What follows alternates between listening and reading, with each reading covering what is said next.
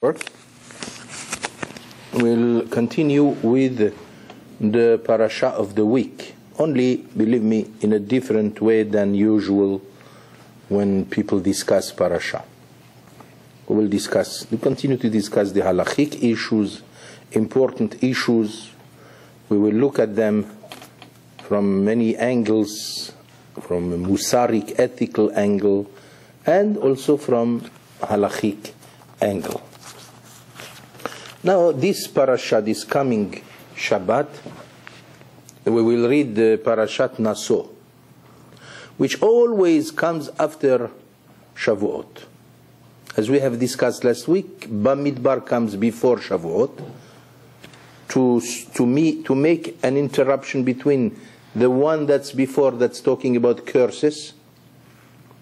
If you remember, Bechukotai, comes Bamidbar to make an interruption towards the holiday of Shavuot, so that we start a new thing. And now we continue with Naso, and Naso is always infallibly falls always after Shavuot. If you check the parasha, you will see that it's a very long parasha. In fact, it is known that it is the longest parasha of all the Torah. Of all 54 parashiot of the Torah, the longest is Parashat Nasso. And apparently, maybe the reason is because after we received the Torah at the mountain of Sinai, so Jews are more encouraged, they are willing to stay a little longer and to learn a little more. It's a little hint that if the parasha of this coming Shabbat is longer than any other parasha, it figures that because just last week we received the Torah at the mountain of Sinai, so we have to demonstrate a desire to learn more. The point is that one should not remain stagnant and fixed on one kind of level. When it comes to Torah study and traditional knowledge, one has to, like we say in Hebrew, mechail el chayil, to go from strength to strength, to aggrandize the level, to go on more ventures and more explorations, because the Torah is a book that is unbelievable. Oh, so many things we can learn from the Torah. So many things that make our life better, that make our life interesting. And, of course, it has to do with the obligations of every minute and every day. This parasha will have several subjects. To touch every one of them will be practically impossible, because our time is limited. So let's see how much we can cover. And it's supposed to be revolving around the following topics. The first topic is stealing. Even though we already know about stealing from the 10 Commandments, one should not steal. But here the parasha repeats itself again with a slight difference that we will discuss. It will be followed by another chapter regarding ma'aser, the giving of the 10% to charities, which means charity, giving charity as an important deed. And then the third subject will be regarding the sota, the woman whose infidelity, which means a woman who did become non-kosher, or at least suspected of having betrayed her husband. In the ancient time, they had a certain procedure. She was taken to the Kohen, and the Kohen will have to ask her a few questions, as we will discuss, and then we will see that everything in fact is connected in the Torah. What comes after the story of the sota? The sota is the devious woman, the woman who go out of the law.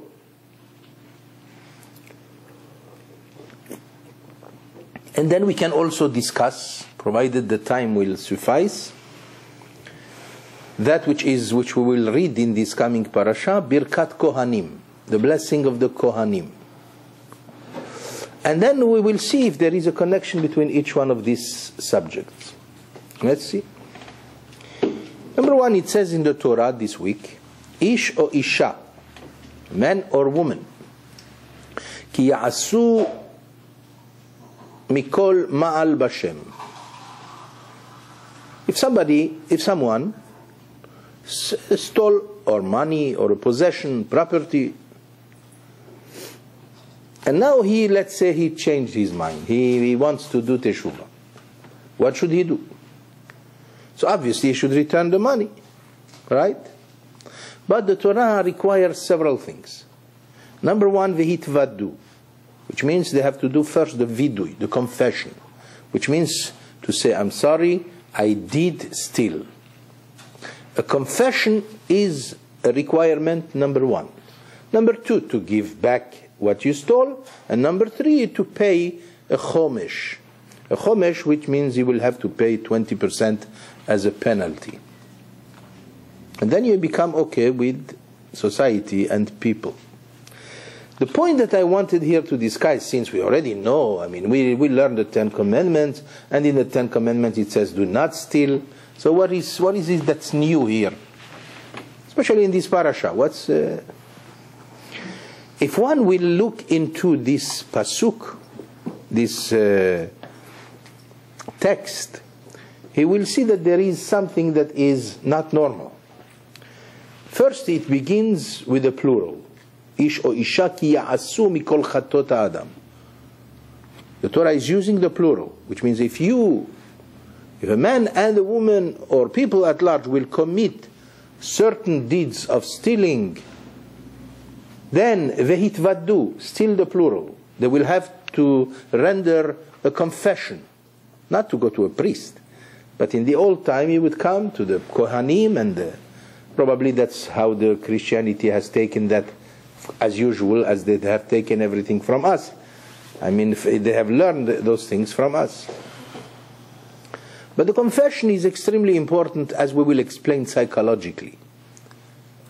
And then immediately in the same text, it changes from the plural to the singular. Veheshiv et ashamo. And then he shall return what he stole. That doesn't make sense, especially that the Torah is known for its precise rendition, for its grammar.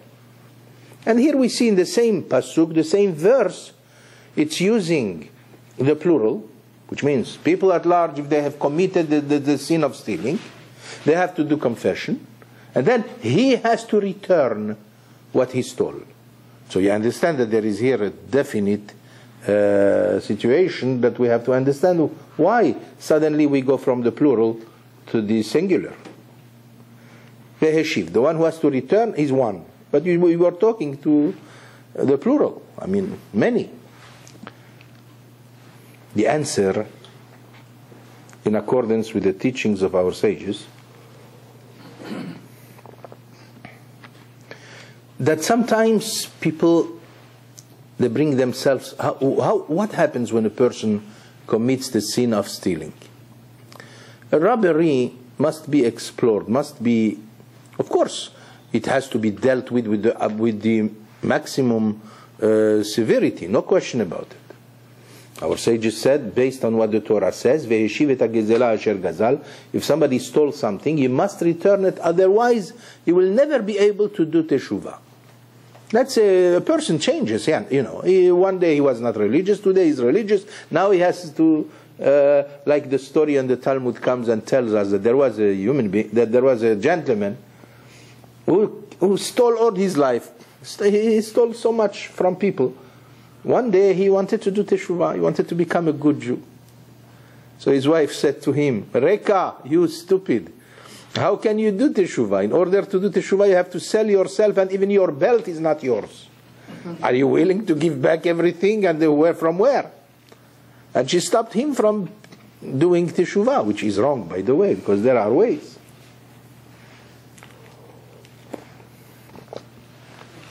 But basically, the only reason why the Torah requires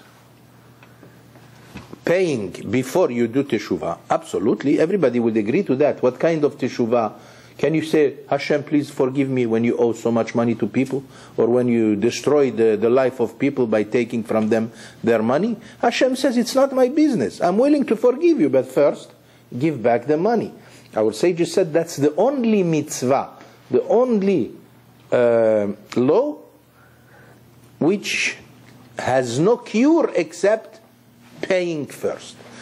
If you don't pay, you cannot be forgiven. It's very simple. I mean, every sin, even if you kill, it's still possible to change your life and to become a good Jew. And Hashem, maybe He will forgive, depending on how good was your teshuvah. But still, Hashem says, it's not my business, what can I do? Give him back and we will discuss. I'll forgive you. So that's why people have to be very careful when they owe money to someone. One should not owe even a penny. Should never owe. Because owing is a big problem. Owing money is a big problem. Of course, it's possible to owe. I mean, when there is no other way, what can we do? Sometimes in the business, you have to borrow money and things like this. But one has to be always ready to pay back what he owes, because if you don't pay back, even in heaven they won't let, even if you are a tzaddik, they will not let you in. Your soul will never be able to be allowed to enter the realm of God, and there is no greater anxiety to the soul than the soul who is hovering, not knowing where to go.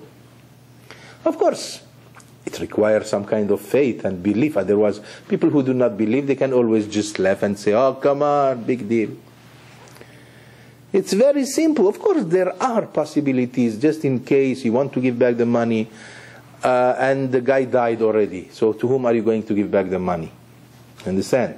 So in that case, you have to look for the family, and the Talmud says, what about if he has no family? What about if he has nobody else to come and pick up the money that you took away from him and the man is dead? So there are certain solutions. In the meantime, apparently here the Torah, as our sages explain, is talking about what we call gezel hager, stealing from a convert, someone who converted to Judaism. He is known as a person who has no family. Because once you convert to Judaism, your mother is not anymore your mother, your father is not anymore your father. Even your children are not yours, unless if they were born after the conversion. But if they were born before the conversion, they are not even yours. But now he comes and he becomes a good Jew. We are told by the Torah that we have to respect him, we have to shower upon him love, a lot of love. And most of all, we have to be very careful not to hurt his feelings, and obviously not to take money from him. Because in case he dies, to whom are you going to give back? To his children? They are not his children. To his mother? She's not his mother. And so forth. Then you will be stuck for the rest of your life. There are possibilities. But that's what our sages explain.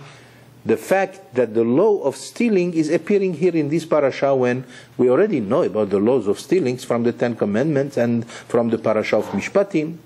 So here it's talking about a person who is special. But we are using this opportunity to explain to the people how important it is to be very careful with the possessions of others.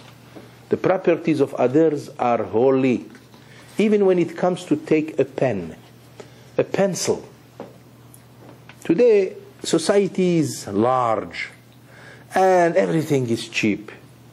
So people have gotten used to use things that do not belong to them just because it appears to be very minimal, such as a pen in the office. You are at the office, unless, of course, if there is a known established regulation that you could use any pen that you find. Otherwise, you have to be very careful before you use a pen if it's not yours. Or a book if it's not yours. Unless if it is a book of prayer. So there is a certain law that says that that everybody is happy. I mean, a person is happy that if you do a mitzvah with his possession. But that's neither here nor there, because if a person, for example, doesn't want his books to be torn or affected by a lot of use, and he makes it clear nobody is allowed to touch my books, even though they are displayed in the open, automatically we cannot use those books. And we used to, when we studied in the yeshiva as young, very young people, they used to tell us, be very careful, before you take a book you have to ask permission, otherwise it's considered gezel. It's considered stealing. But now what was of my interest to talk about was the fact that this pasuk, as I said, began with the plural and then ended with the singular. Why? So I was going to explain that in many cases people when they have to steal, it's because there is a problem. Sometimes one has to explore and investigate the reason why the man became a thief. Why did he become a thief? Sometimes, of course, today, usually corruption causes stealing, but in many cases people took what is not theirs because they were brought to a situation which was not easy for them. I mean, it's very possible that it starts like this. Here is a guy, he's looking for a job, but he wants a specific job. He's an engineer, but he cannot find a job as an engineer. All right. Little by little, he goes again, he goes back again, he's asking nothing. Somehow the mazal is closed, and he doesn't find a job. Little by little, he starts to develop all kinds of insecurities, lack of security. He starts to have his dignity affected, especially that there is pressure by the people. People are not so delicate sometimes. They see a person, hey, Bob, how come you are not working yet? It's pressure. The family also is a tremendous pressure. Sometimes the woman, the wife, in the midst of, unfortunately, you have to understand every situation. But the wife sometimes being pressured herself, not enough money coming in, she might just throw a word that might be considered quite harsh by him, and adding to his terrible feeling of losing his security and losing his dignity. What about his friends? If they are not psychologically motivated by things, they might just make a lot of mistakes. Let's say, for example, if you are okay financially and you are displaying your riches, before whom? Before that guy who is not even having a job now, and he is finding himself in a very poor situation. This causes, little by little, phase after phase, act after act, little by little, the man is very possible that it could happen that, especially when they start already comparing him with others, the wife sometimes might just tell him, you see, did you see our neighbors? They make it, they are successful people. Why is it that he cannot succeed? And that all this is becoming a heavy burden upon him that might practically one day cause him to embezzle a bank or to do something drastic that is terrible. In that case, the Torah, with its deep outlook upon things, and with each and every aspect, the Torah explores every possibility of what is the background of any deed. It is very possible that the Torah will be blaming society also, which means it's very possible, okay, the act was committed by him, he is the one, is the thief, he'll have to pay for it, no question about it. But somehow the Torah is talking about the plural, even though ending with the singular, which means with the guy who has to return the money. But in the beginning, why did you use the plural? Because it's talking about everyone. Because you never know. We might just be so guilty of something, or at least partially, in the deed of that theft. In heaven, they know everything. They know how it starts. And they know the results as well as the background of every deed. and they might incriminate and accuse each one. They will tell him, you took part of that theft. He would say, what? I never stole anything in my life.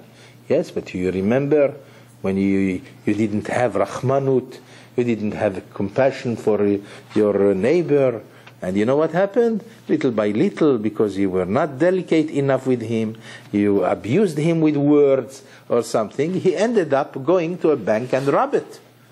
So you think you have no responsibility over that? A wife also might be incriminated with the same thing. Of course, God is just, and He knows how to serve justice. So therefore, depending on what is the situation. But sometimes, if it is only a matter of negligence, one can just be accused of the same crime. That's the reason why the Torah is telling me first, the plural, which is talking to a whole society, even though the one who has to pay back is only the guy who stole. And that's why the pasuk begins with the plural and ends with the singular. And that's one example in so many hundreds of examples that the Torah, when you read for its face value the text, you end up with all kinds of questions. And then we realize that when you find the answer, you see that the Torah is a source of tremendous psychology and compassion and kindness that is not to be equal to any science or any doctrine from all the nations in the world. Now, that's the first case which I want to put, that I wanted to present from Parashat Hashavua. So by the way, you have to know that people have to always show concern for people if somebody doesn't have a job, or somebody is in trouble. So sometimes it becomes the obligation of the congregation.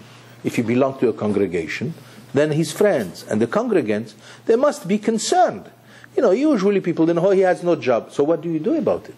People think that they are exonerated. People think that it's not my business, what can I do? No, it is your business. Sometimes it is your business at least to come and talk to him and to tell him nice words and to tell him, don't worry, is there anything that I can do for you? I don't have much to offer, but you know that you could count on me, and so forth. Things like this will help him not to lose his dignity. Because when a person loses his dignity, that's when he starts thinking about committing things that are usually violation of the law. So therefore, sometimes one has to look upon the whole congregation as culpable, as guilty, in a certain way, partially or more than that, of a certain deed that was committed only by one person.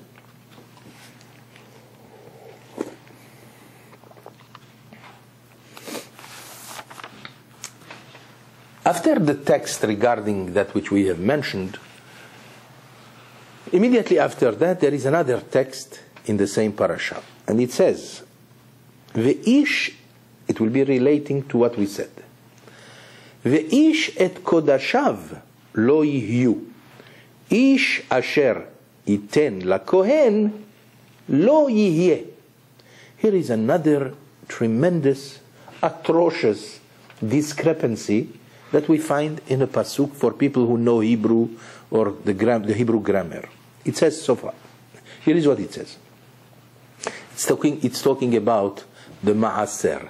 The person, every Jew is under the obligation to make a donation that consists of 10% of what he has to the Kohen in ancient times, today to Torah institutions, to the poor, and to the Torah scholar who has a large family and he needs his brothers to help him. One has to always dedicate 10%. Everybody knows this law. The law of Ma'aser is quite known. Even though the details are many, nevertheless, it is known that one has to give Ma'aser. Several times in the Torah we find the law of Ma'aser. What is Ma'aser? The Hebrew word of Ma'aser means 10%. Ma'aser, which means me'aser. You take 100 and you pressure it to become 10. Understand? So ma'aser comes from the word eser. So that's 10%. And this is a normal obligation that every Jew knows, that our obligation is always to separate 10% of whatever we make in order to dedicate it to charity causes and good things, to help people and to show our kindness. But the Torah says the following regarding this obligation towards the Kohen. The Kohen then represented what today is represented by the rabbis. The Kohen was the rabbi, and usually the Kohen was the poor man, because he never had any land. He had to rely only on what people give him. The Levi also, that's in ancient time. The Leviim, they work in Bet HaMikdash.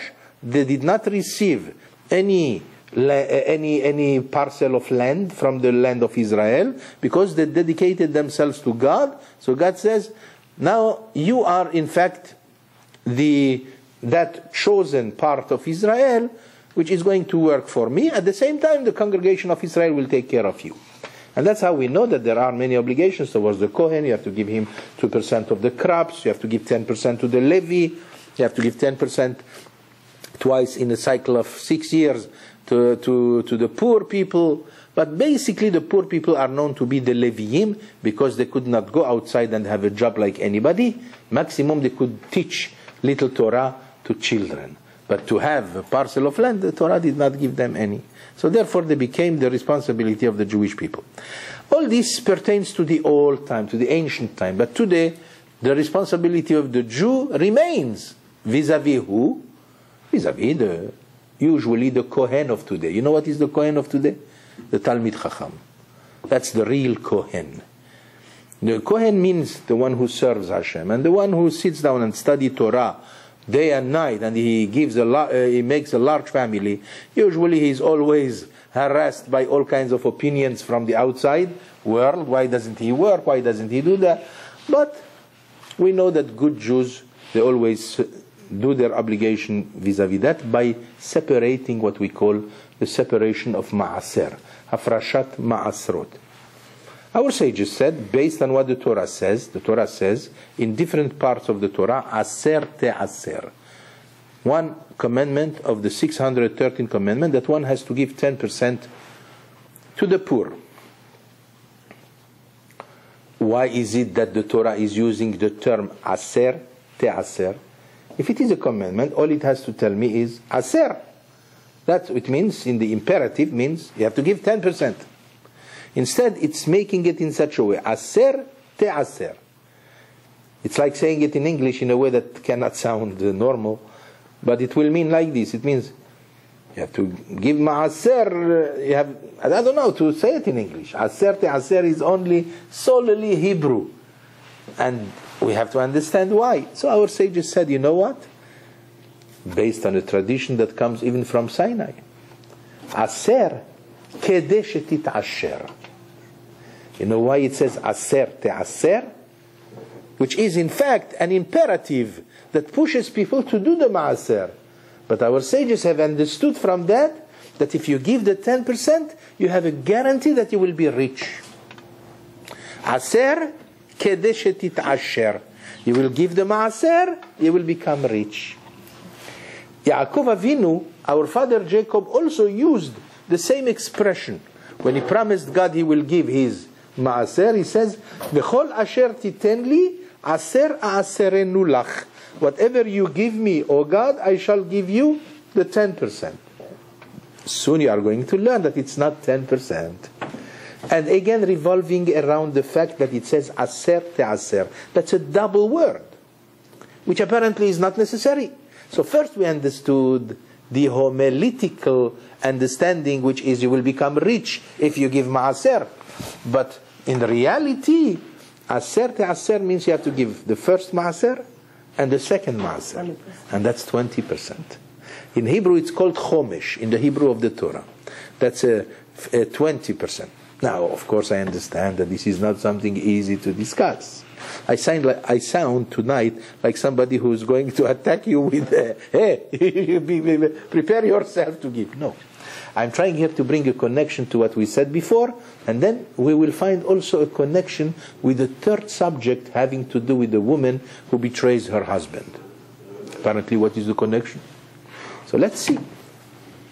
Let's go back to that pasuk, to the verse where it says, "Ve'ish et kodashav lo yihyu. A person who, knowing that he has the responsibility to pay the 10%, the ma'aser, let him know that it will become his. Lo yihyu. Does it make any sense? What do you mean? I give 10%, the 10% is going to become mine? And then the Torah says, Ish asher yiten la kohen. Whatever you are planning to give to the kohen, lo yihye, will belong to you. That's nice. What do you mean? What do you mean? Whatever I'm going to give the 10%. But he says that it's going to become yours. There are several understandings that are not different, and all of them are true in the understanding of our sages. Number one, you should know, just for the sake of a good information, that the Vilna Gaon, that's the great genius of all times who lived 250 years ago, he says that it is true, the promise that was made, that if you give the 10%, if you give ma'aser, you will become rich. But if you give 10% only, he says then, we guarantee you that at least what you gave will remain yours, which means you will gain at least enough to cover what you gave. That's what the Vilna Gaon says. But if you give chomesh, if you give the 20%, then I guarantee you will become rich. That's a little information from the Vilna Gaon. It's brought in Shelot Utshuvot Etana Ezrachi, chapter whatever. But that's what it says. It says, it is true what our sages said, Aser kedesh tit'asher, that if you give ma'aser, you will become rich. But the promise has to be explained. If you give only 10%, we guarantee you, you don't lose what you give. Which means, well, you gave $1,000. I promise you that at least $1,000 you'll get back. But if you are sure, if you will always give your ma'aser of 20%, then I guarantee you, you will become rich. That's the Vilna Gaon's promise. It's not anyone's promise. But before we come to this, let us first explain what our sages say in the Midrash, in the Talmud, vis-a-vis what we said in this pasuk, that if you give him what you have to give is going to become yours. And what you will give to the Kohen is going to be yours. What does it mean? So Rashi says on the spot, מי שמעכב מעשרותיו ואינו נותנן לא יהיו המעשרות. סוף שאין שדהו עושה אלא אחד מעשרה. Another facet to this situation. First we told you that if you give the ma'aser you become rich. Very good. Okay, 10%, at least I won't lose. 20%, I will become rich. But now what happens to people who never give? That's called me'akev ma'aserotav. He has them. I'm not talking about people who have no money. We're talking about people who have. They are capable of giving. If they are capable of giving and they are delaying and they don't want, some people that just cannot take the penny from their pockets. He does not give, and he will not give, and nothing helps. Then what will happen is, lo yihu ma'asrot. He's planning. He was supposed to give $1,000, even though he made 20,000, he made 10,000. And he's supposed to give 1,000. He did not give it. He will end up one day that all he will have is 1,000. That's the exact amount that he was supposed to give. You see now how it is introduced inside the words of the Torah? Without telling me something clear, but by investigating why the Torah is using this kind of incorrect expression, you gain and you understand what was meant. What was meant is if a person never gives to the poor, if he is supposed to give, let's say, 1,000 or whatever it is, whatever amount it is, he will end up at the end of his life, one time, at a certain time in his life, he will lose so much that all he will have left is only that amount of money that he was anyway having to give to the poor. There is a story that we find in the Tosfot in Masechet Ta'anit on page 9. And where it says, there is a story of a guy מעשה באדם אחד, שהפריש 100 כורים משדהו. In all times there was a rich man, and he had a big field. He was able to take so much of the produce of the land that he was capable of giving 100 parcels of or amount, incredible amount of his produce of the fruits and vegetables, that he was capable of giving this enormous amount every year to the poor, to the maaser. One day, before he died, he spoke with his son, and he says, "My son, remember, don't you make the stupid mistake of stopping what I always did. Because as long as I did it, I never feared anything, and I became only richer and richer. I always gave 100 kurim, that's 100 big amounts of certain amount. You keep on giving it. Something that probably meant $1 million. Every year you must give $1 million. Zahir le'afrish kara'ui. That's the separation of our maaser, in accordance with what Hashem gave us. The first year, the Tosfot tells us, he brings this midrash, and he tells us that the first year the son did obey. Little by little, the money now is his, the father died, it's his decision. But now he's having, a different opinion, he's not the same character. So the second year already, he made it less, and less, and less, until one day, he practically stopped giving at all. What happened?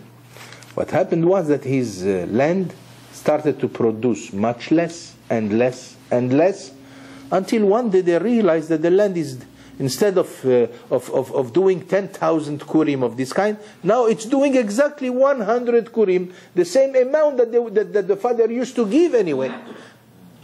And that's, from this our sages learn that the importance of giving ma'aser, which means the 10%, which if you want, it means also 20%. Halachically talking, it means that 10% you have to give strictly to the Torah scholars. The Torah scholars, which means the people who are poor, they have a large family, and by giving them this, you can give 10%. That's the strict obligation. The second 10% can be used for your own religious needs. For example, very quick, this is only a small interruption. But the second 10%, let's say you have separated, you made $100,000, then you know the separation is 20,000. However, 10,000 must be given to the yeshivot, to the Torah institutions. That's the Kohen of today. The other $10,000 can be used for your own religious needs. For example, you could pay a ticket to Israel with it, because going to Israel is a mitzvah by itself, and therefore paying for a mitzvah, you could pay it from the second 10%. You could pay for a tefillin, for example, buying a tefillin from the money of the second maaser. That's called the second maaser. In the time of Bet HaMikdash, they used to take this amount of the second maaser to Yerushalayim and eat it there. That was a very holy matter. So you could, for example, the tuition. Let's say you send your children to yeshiva. If you send them to a good yeshiva, you can also deduct the money that you pay for the tuition from the second maaser. But you cannot deduct it from the first maaser, unless if you pay for somebody poor who cannot afford the yeshiva to his son, and you pay for him, then you can deduct it from the first 10%. Do you see how it goes? You understand, Marina? I know that it might sound too much, but Rabotai, we are only discussing the law. We are telling you what is the law. But there is also the side of faith, the emunah that it has. I tell you the truth, since time immemorial, I know myself, I always gave maaser. Plus, I'll come to my house, I will show you my book where I put every single penny that I make. At the end of the month, I separate. And believe me, there is plenty of people to whom to give. What about helping your own parents, for example? this cannot be taken from the first 10%, it can be taken from the second 10%. If you are helping some people from your family, like your own children, paying for your own children, for example, you could, if it is for a mitzvah purpose, but if, for example, that's already a big problem, giving money to children who are Mechalele Shabbat, let's not talk about it now. But let's say you are helping, you have a family, and your children, and their children are Talmidei Chachamim and everything, they need money, and you help them, you cannot take it from the first 10%, you could take it from the second 10%. So basically the second 10% is in any normal Jewish family, it's spent easily. There's no problem with that. You understand? But the first 10% is the big test. That's the test, because it has to be given strictly to the Torah institutions and the Talmidei Chachamim.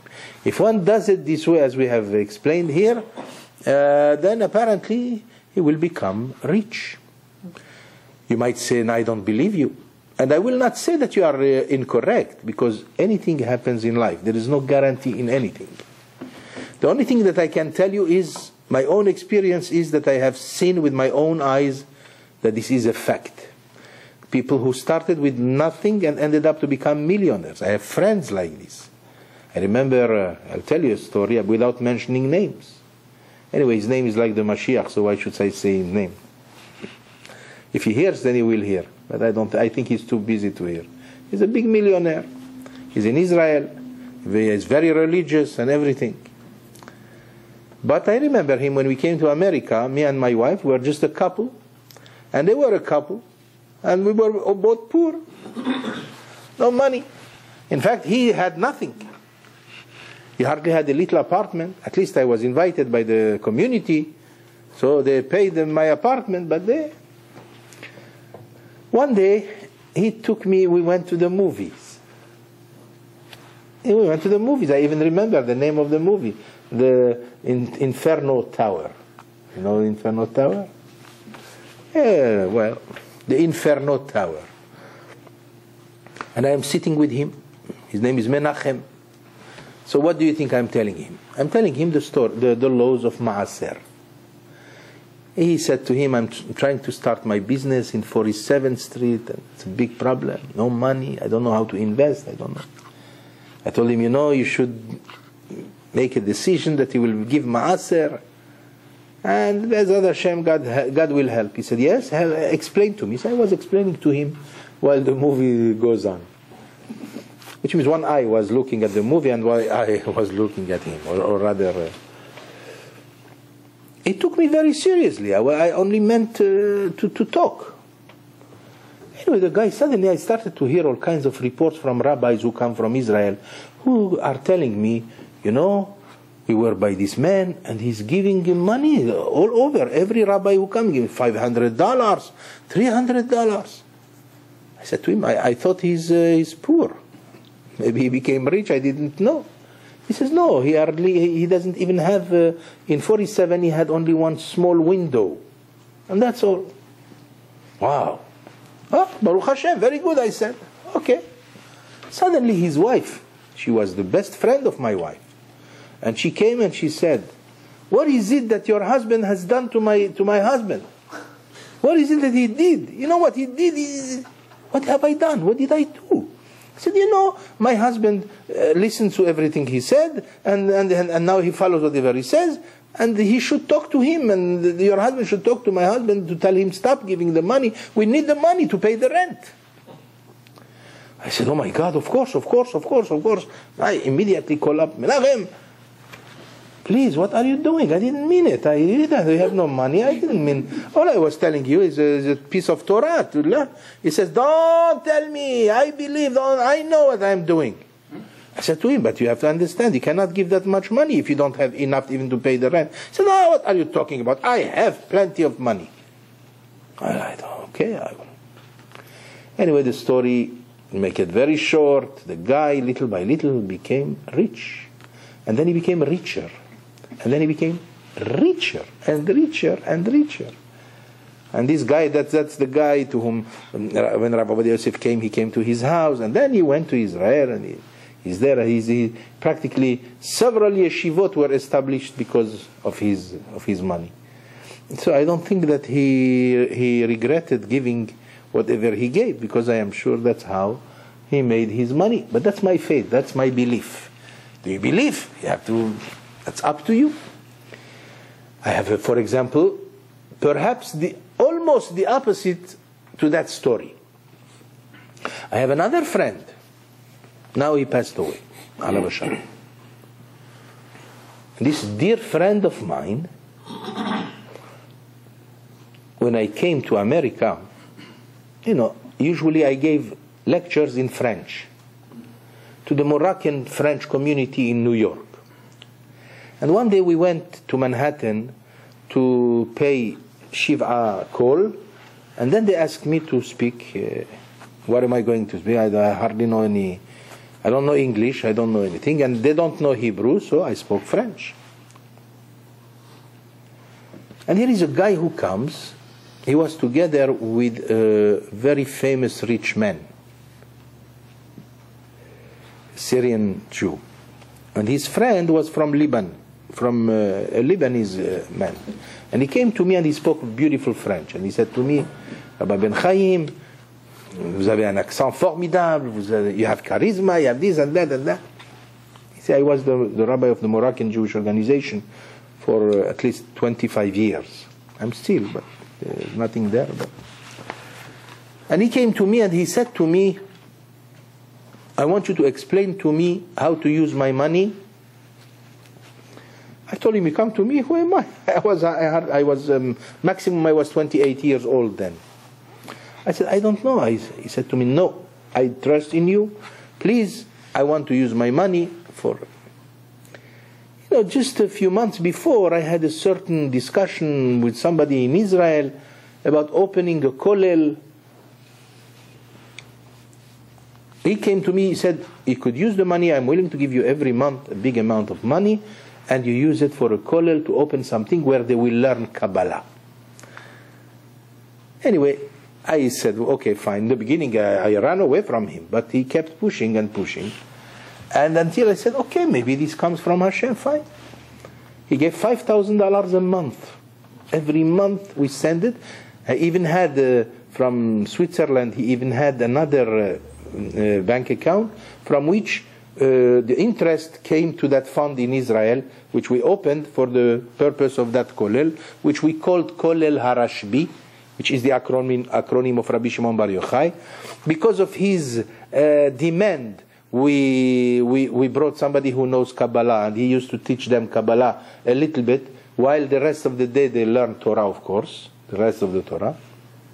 And we had about 12 Torah scholars who were paid every month according to the money that the man gave.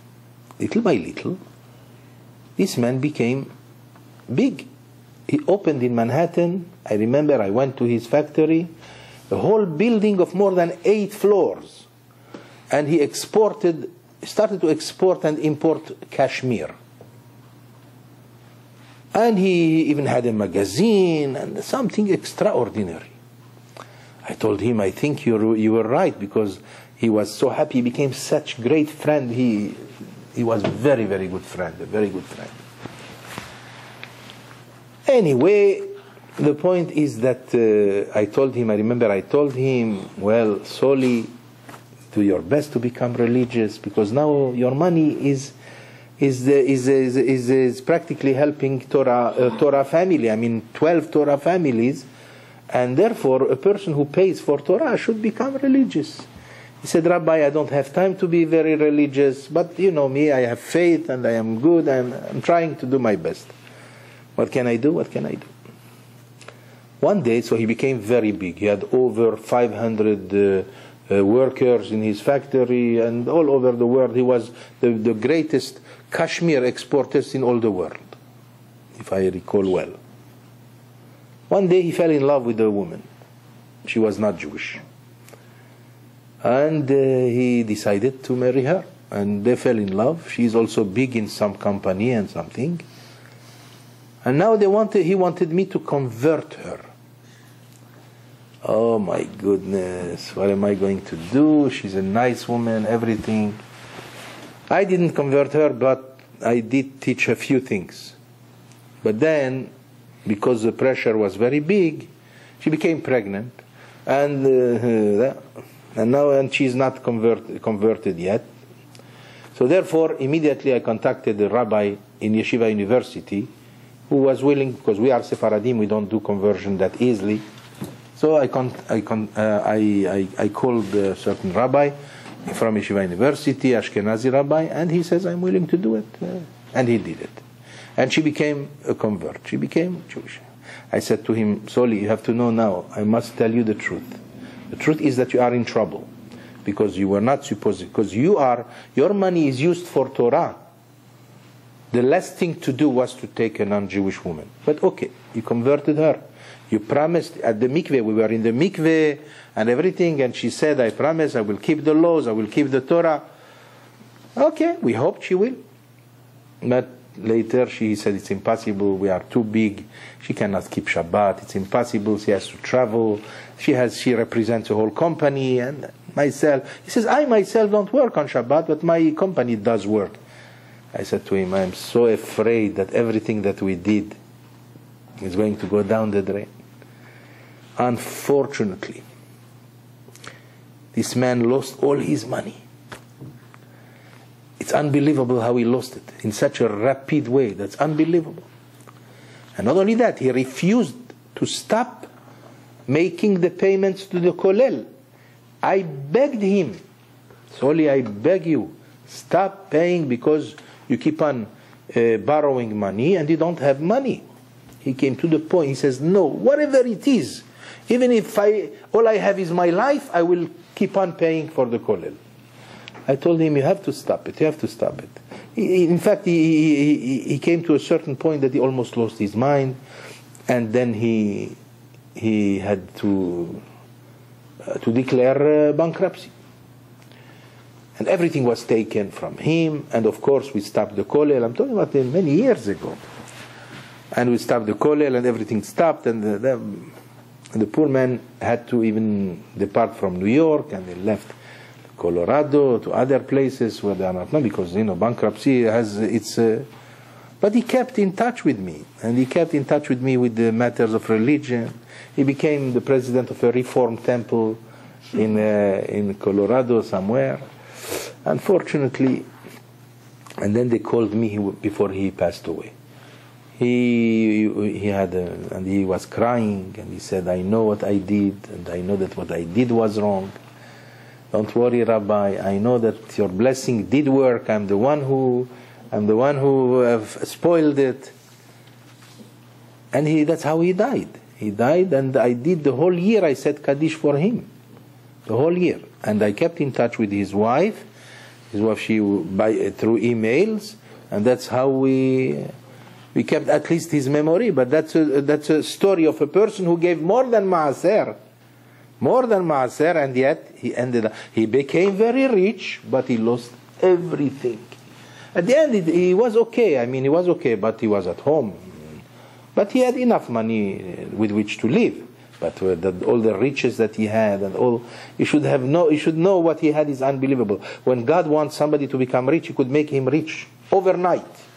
He could make him rich, supremely rich. Unbelievable.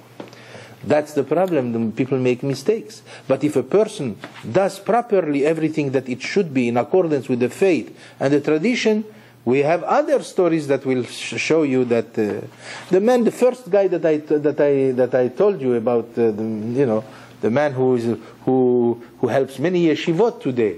There's a whole yeshiva on his budget. A whole yeshiva in Yerushalayim, Sukkot David, on his budget. Unbelievable.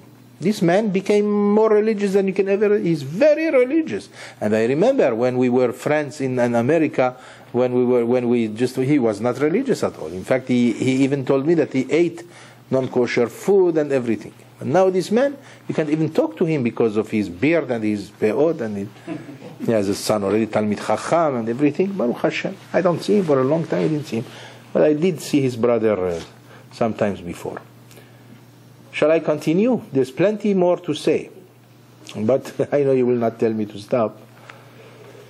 Anyway, that's what the Torah this week is telling us. So one has to be very careful, because everything that I told you revolves around the pasuk that I said, that I mentioned before. Ve'ishet kodashav lo yihyu. I mean, whatever, if you give, then everything is fine. If you don't, then what you will get at the end is only what you were supposed to give. That's yours. You understand? So apparently this is more or less what happened in those two stories that I just told you. But now, and we find also in Hilchot Tzedakah in chapter 13, written by the Or Zarua, Kolam marbe ma'asrot marbe be'osher. You give plenty of maaser, you will become very rich. It's a big promise. In fact, if I could open the Talmud here in Masechet Ta'anit on page 9, I'll be able to quote to you what the Talmud says. The Talmud quotes a pasuk from the Bible where it says, Ubchanuni na bezot. God says to the people of Israel that if havi'u et kol ha'ma'aser, give the ma'aser and test me with it.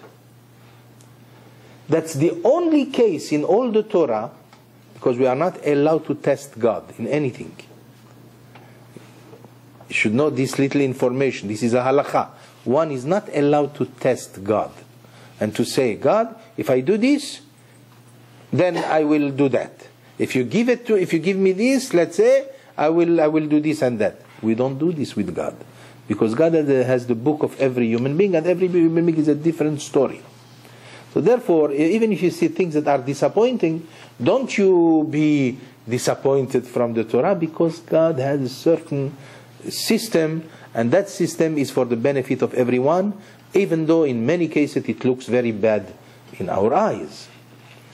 But the Talmud says the only exception in all the laws of the Torah, as I said, we are not allowed to test God, but when it comes to Ma'aser, we are allowed to test God. Which means, if you really are desirous of money, then give the Ma'aser and say to God, God, I'm giving the Ma'aser on condition that you make me rich. Just don't tell him, make me rich first. Because he will not. But if you tell him, you are allowed to tell him, according to Halakha, you are allowed to tell him, God, I am going to start giving the Ma'aser with the condition that you make me rich. By the way, a real religious Jew and the Talmid Chacham will never do this. My children, for example, they are not rich, and they all give Ma'aser. I mean, it's unbelievable. They give the 10% for whatever pennies they have. Because, why? It's not that because they have ambitions to become rich. No, that's for the people at large. If they want to ask for riches, let them ask for riches. They do the Ma'aser because it's a law of the Torah. The Torah, it's one of the 613 mitzvot that one has to give Ma'aser. So therefore, for them, it's not a problem. I become rich or not become rich, I don't care. I give Ma'aser since I know myself, with such precision and exactitude that no one will believe me. And yet, Baruch Hashem, I'm a millionaire. I'm not saying that I'm not a millionaire. I am a millionaire, but not that much. But that's because I never asked for it. I believe in what our sages said.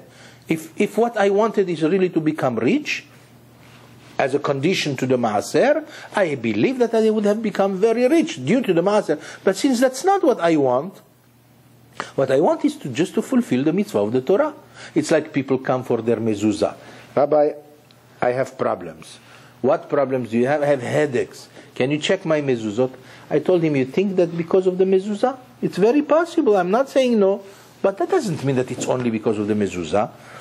Do you keep Shabbat? I said, a little bit. Oh boy, a little bit. Do you eat the other? I'm kosher at home. I'm kosher at home.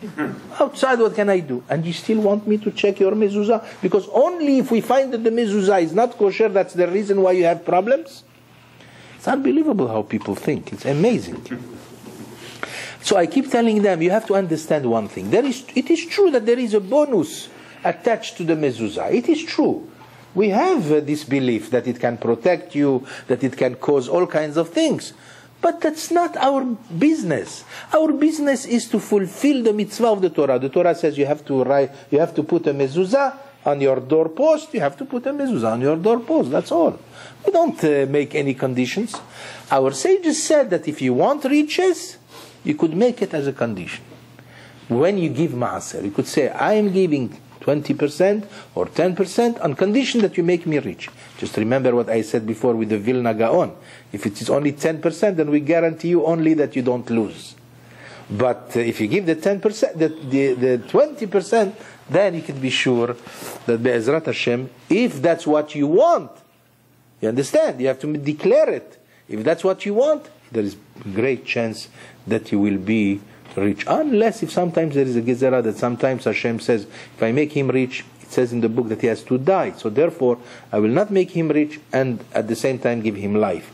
But in most cases, we know so many cases of people who gave ma'aser. Show me one guy who gives ma'aser who is not rich, who is poor. I promise you I don't know any who has become, except the story that I told you, because of what happened. Understand? But people who do with all their heart and their mind, they give the ma'aser and they want to be rich, if that's their intention in life, in most cases they do become rich. I believe in that with all my heart. So now, the Torah says, Bechanuni na bezot. Test me, Hashem says. Test me with that.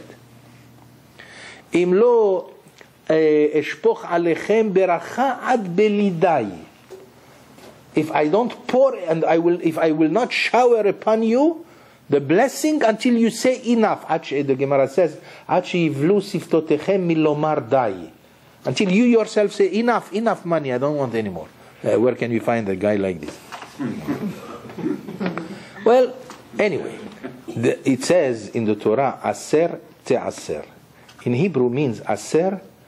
If you take it from the word te'aser, you know Gematria?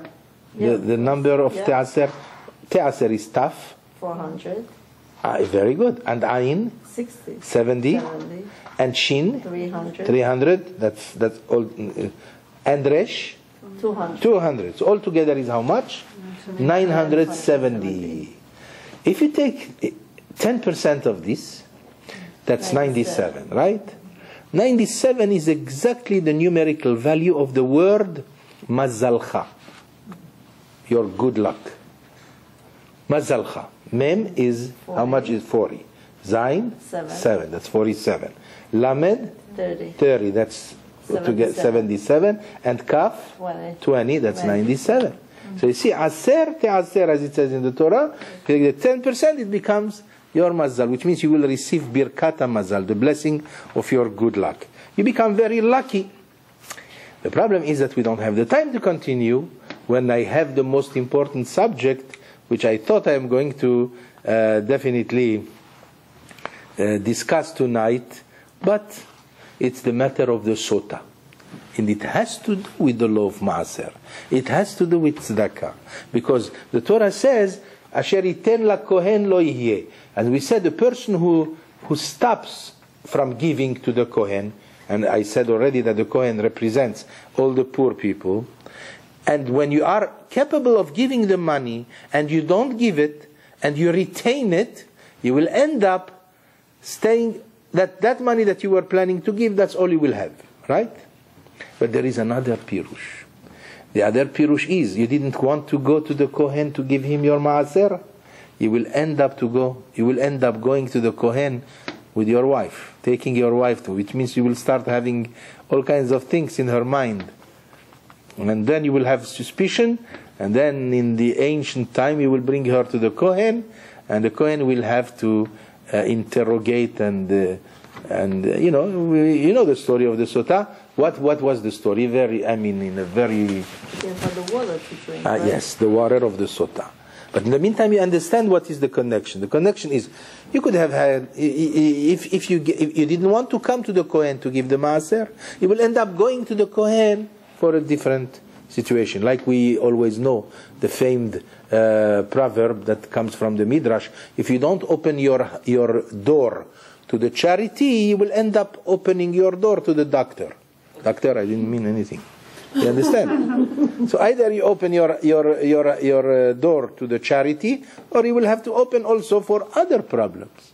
Yeah. So the same thing also here, what our sages say, that if you don't give the maaser to the kohen, which means you don't go to the kohen to pay your dues, then automatically you will have to go to the kohen for different reasons, such as the case of the sota. What was the case of the sota?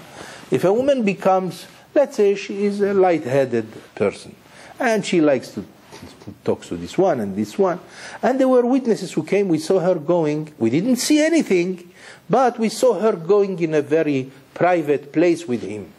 She's a married woman. What do you want? Thank you very much. Thank you. If the suspicion becomes thick, if the suspicion becomes valid, then the husband is under the obligation to ask his wife to go to the Kohen. The Kohen is going to ask her the following: my daughter, if you have sinned, all you have to do is to admit. Nothing will happen to you. We will not touch you. You go back home free. Nobody, it's between you and God. But you have to tell us, if you did sin with that guy, with the other guy, then you know that you cannot return to your husband, but at least we will not touch you. But don't lie, because I'm going to ask you, did you do it or not? If you did it and you tell me you did not do it, then we are going to have to do a little demonstration. So let's say if the woman was, if she was innocent, of course she's going to insist on her innocence. I didn't do anything. But if there is a suspicion, the husband is suspicious, so the Kohen will have to do the procedure that the Torah tells us in this parasha, this Shabbat. What was the procedure? He will tell her, okay, my daughter, you said you are innocent, you have nothing to worry about. If you really are innocent, the only problem is if you are not innocent and you are lying, that's when the problem will be. So what he is going to do, he is going to write down one verse of the Torah, which has the name of God. And after it is dry, he is going to take a cup of water and then erase the writing, the name of God, to erase, which is a terrible sin, usually. But here, because it's for the purpose of establishing peace between husband and wife, God says, go ahead and erase my name. You erase the name and the powder falls into the water, the mixture you let her drink. If she was innocent, that portion becomes a blessing to her. If she had no children, she will start giving birth to children. If she had sickly children, she will have now children that are very healthy. She will become very healthy.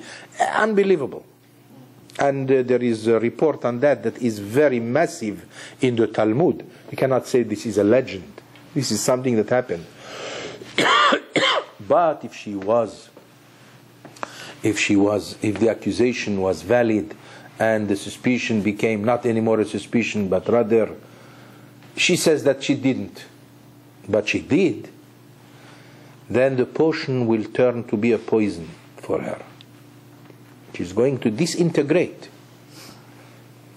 There is a discussion in the Talmud whether it happens automatically on the spot or after a while.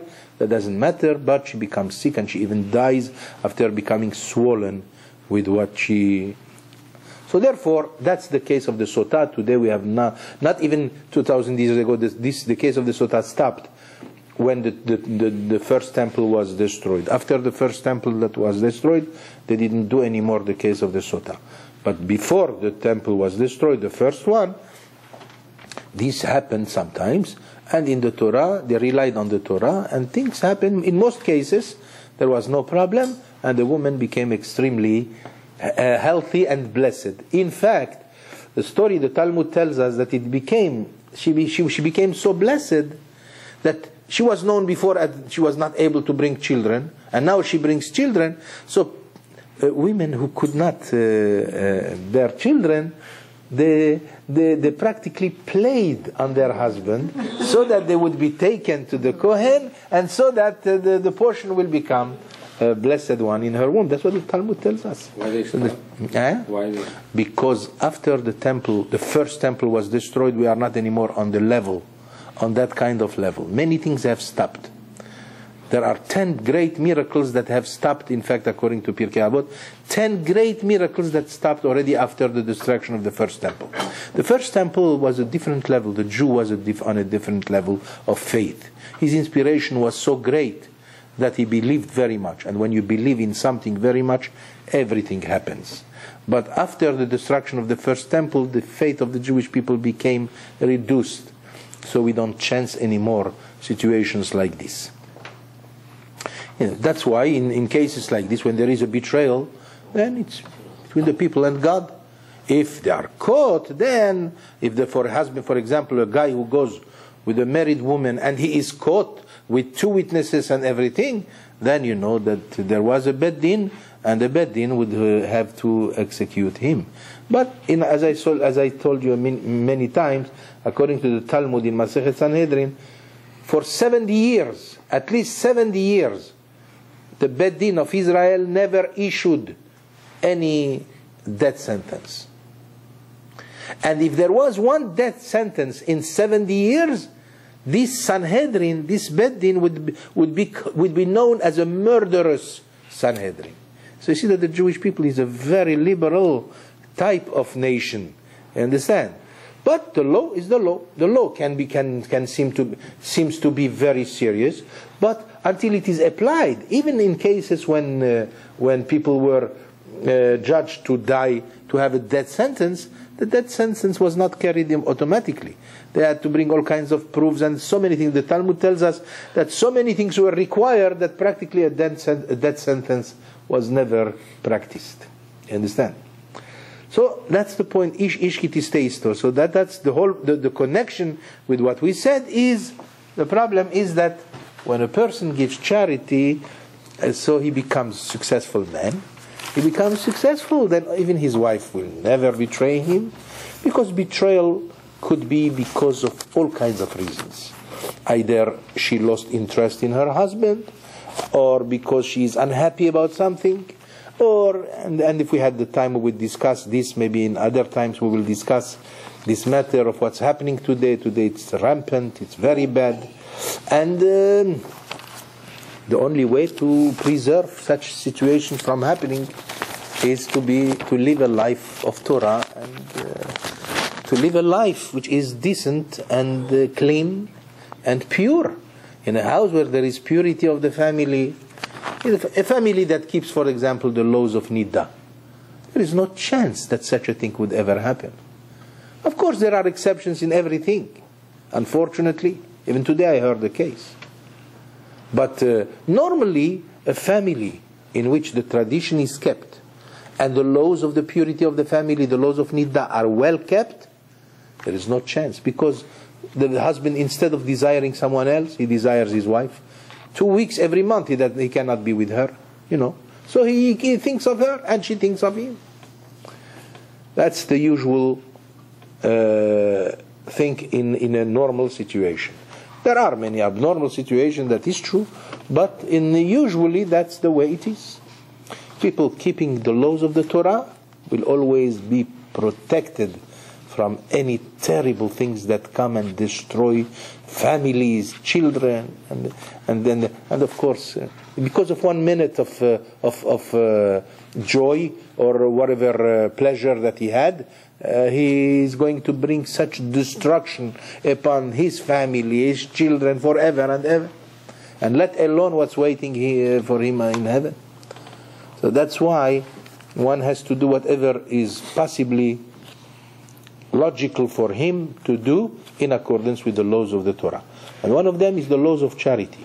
When a person gives charity to the maximum of his ability, he is also protected from many things of the outside. See, many times shame comes upon people and we don't know why shame has happened upon them. And if one will look and scrutinize the life of that family, he might find something that would lead to the reason why shame has descended upon them. But if one wants to be clear of shame, of embarrassment, of situations that are complicated, whether if it's with the government or with families or things, stick to the laws of the Torah to the best of your ability. Stick to the purity of the laws of the Torah. There is nothing purer than them, and there is nothing more logical than the laws of the Torah, and there is nothing more healthy than the laws of the Torah. May God help us that we should always be on the path of Torah without leaving it to the maximum of our ability. Always. Amen. Thank you.